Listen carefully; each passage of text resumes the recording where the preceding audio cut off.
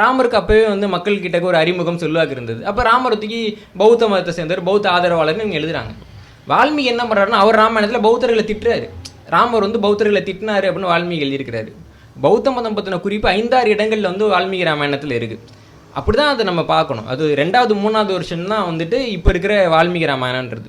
அப்போ எதுக்கு வந்து நீங்கள் ராமரை திருநீங்க அப்படின்னு கேட்க வேண்டியவங்க, ராமர் வந்து அவங்க ஆளு, அவரை எதிர்ப்போன்னு சொல்கிறது வந்துட்டு அவங்க வந்து அவங்களுக்கு தான் நல்லது பண்ணுறாங்க. ஜெய் ஸ்ரீராம் ஜெய் ஸ்ரீராம் சொல்லி அதை எடுத்துக்கிறாங்க. அவங்க ஃபுல்லாக அவங்க எடுத்துக்கிறாங்க இல்லைங்களா? எடுத்துக்கிறப்ப நம்ம என்ன சொல்லணும்னா, ராமர் வந்து அவங்களுடைய கடவுள் கிடையாது, அவங்களுக்கு ராமருக்கு தொடர்பு கிடையாதுன்னு சொல்லணும். அவ்வளோதான் இல்லைங்களா? ஒரு இப்போ பாம்பு புத்துன்னு சொல்கிறோம் இல்லைங்களா? பாம்பு புத்துன்றது தப்பான ஒரு வார்த்தை பயன்பாடு. பாம்பு புத்தே கட்டாது இல்லை, எறும்பு தான் கட்டும், கரையான் கட்டும். சாரி. அப்போ கரையான் கட்டின புத்தை பாம்பு திருடி இருக்குன்னு சொல்லணும்.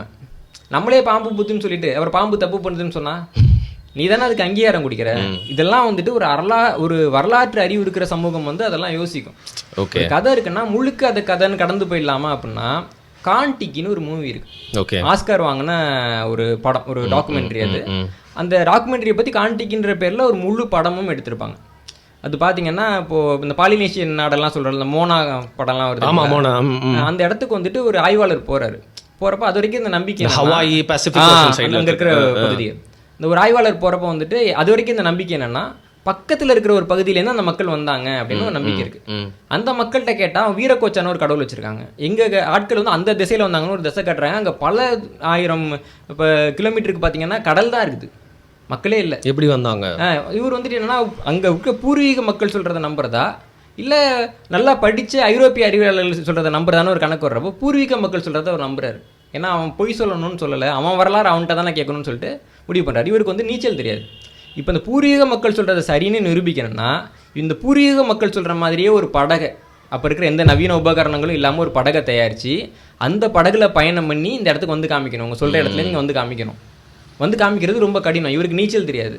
ஒரு 5 பேரை சேர்த்துக்கிட்டு ஒரு 100 நாட்களுக்கு மேலே ரொம்ப கடினப்பட்டு உயிரை கையில் பிடிச்சிட்டு பயணம் பண்ணி வந்து இந்த பூர்வீக மக்கள் சொன்னது சரியான நிரூபிச்சு உறுதிப்படுத்துறாரு. அந்த கதை தான் வந்து கான்டிக்கின்ற மூவி. ஓகே, இப்போ நம்ம பார்க்கலாம். அப்போ ஒரு விஷயத்தை ஆய்வு பண்ணுறோன்னா, இந்த பூர்வீக மக்கள் என்ன சொல்கிறாங்கன்றது கொஞ்சமாவது காது கொடுத்து கேட்கணும். இங்கே இருக்க பூர்வீக மக்கள்லாம் படிப்பறிவே இல்லாதவங்க, ஐரோப்பியர்கள் தான் படிப்பறிவு இருக்கிறவங்க. அதனால் அவங்க சொல்கிறத அப்படியே வாந்தி எடுப்போன்ற மக்கள் என்ன பண்ணுறாங்கன்னா, அந்த பூர்வீக மக்களினுடைய வரலாற்றை அழிக்கிறார்கள் இல்லைங்களா? சீனுவா ஆச்சிபி அப்படின்னு ஒரு எழுத்தாளர், ஆப்பிரிக்க மரபை சேர்ந்த எழுத்தாளர். அவர் சொல்லுவார், உன் கதையை நீ எழுது அப்படிம்பார். அவங்க மற்றவங்க கிட்ட அந்த பவரை கொடுக்கணும். நம்ம ஏன் கொடுக்கணும்? அது உன்னோட கதை, நமக்கு தான் அது எப்படி எழுதுறது, யார் கண்ணோட்டத்திலேருந்து பேசுறது அப்படின்னு தெரியும். ராமாயணம்ன்றது திரும்ப திரும்ப திரும்ப ஏன் அந்த ராமனுடைய பார்வையிலேருந்து எழுதணும், ராவணன் பார்வையிலேருந்து எழுதுனா என்னென்னு தமிழர்கள் எழுதணும் இல்லைங்களா? ராவண காவியம்னு ஒன்று.